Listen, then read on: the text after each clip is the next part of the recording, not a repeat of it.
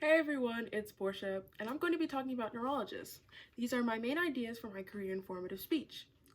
My first main idea is a neurologist is a doctor who specializes in treating the nervous system. They make diagnoses, prescribe medications, and help people with neurological conditions. The nervous system is made up of two parts.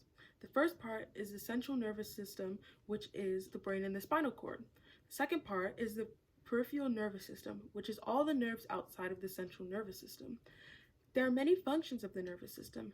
There is a sensory function of the nervous system. It receives information from what is going on around us. The motor function, which gives a response of the information. Lastly, the integration function, which processes the information from the signals, basically coordinating the two. My second main idea is when becoming a neurologist, there are years of education required, and with this education, a neurologist can go into a subspecialty. A neurologist education path starts out like any other physician's. To become a neurologist, you complete college and attend a 4-year medical school. After graduating from medical school, you receive your medical degree. Following this, you would start the United States Medical Licensing Examination, or the USMLE, and apply for residency. The last thing you would need to do is get a board of certification. Some neurologists choose to go into subspecialty of neurology. According to the article, What is a Neurologist? By Jamie Eske, after completing their residency training, many neurologists spend a year or more in fellowship program where they gain experience in their subspecialty.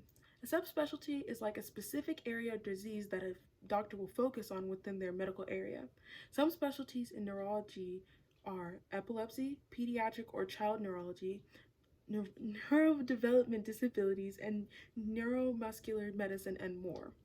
My third and last main idea is there are different tasks that neurologists can perform in a day and many disorders that they can treat. Neurologists have different processes depending on whether they are seeing a returning patient or a new patient and their area of focus.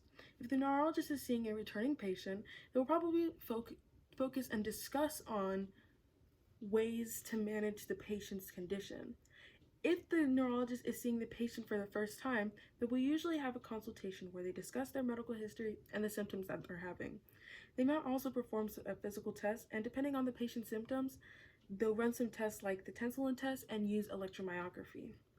There are many disorders and illnesses that a neurologist can treat. Some of these symptoms that may lead a person to seeing a neurologist are frequent or severe headaches, muscle weakness, loss of coordination, and many others.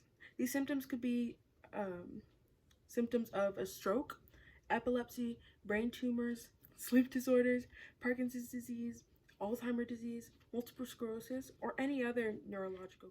These are some places that I got my information. The first one is the article about epilepsy.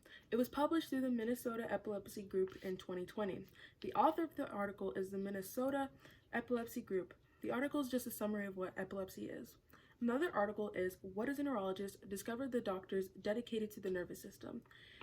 It was published through St. George's University, and it was published on June 18th, 2019. I think the author of the article is someone from the school.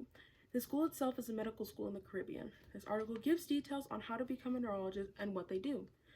My last article is The Nervous System. Explore the nerves with interactive anatomy pictures. It was published through Inner Body on July 29th, 2020. It was written by Tim Taylor and medically reviewed by MD Stephanie Curelli. This article just gave a detailed description of the nervous system.